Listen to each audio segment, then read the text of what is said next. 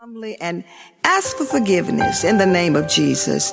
You forgive us, and we're grateful for that, God. We love you, and you said in your word, eyes have not seen, nor ears heard, nor has it entered into the hearts of men what God has prepared for them that love him.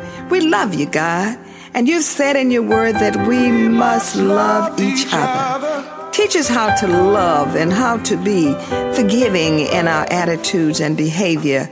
Deepen our heart. Show us how to love those even who do not love us. Show us one day at a time, Lord, one step at a time, how to be more and more and more like Jesus. One day, Father, we expect to live a life, an eternal life, that's in your heavens, where every day is sunny. There's no sickness.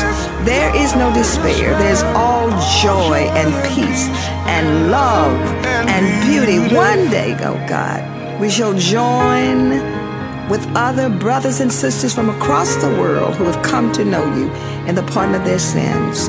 Let no one of us be lost. Let us all, Lord, look to you and be saved by the power that is invested in your Son Jesus to forgive and to bless and to correct and to speak on our behalf to you, that we may be a part of that number one of these days. It's in your name and for your sake that we humble ourselves and ask blessings upon every child, upon every man, upon every woman, upon every relative and every friend, and even the enemies out there. Bring them in to your fold, Lord. Make them change.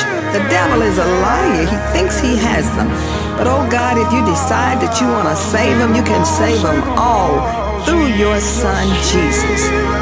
Peace and joy and blessings are ours through the blessings which you afford freely. No charges. We thank you, Lord, for family. We thank you for friends. We thank you for opportunities.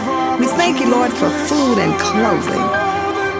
We thank you again and bless your holy name. Amen.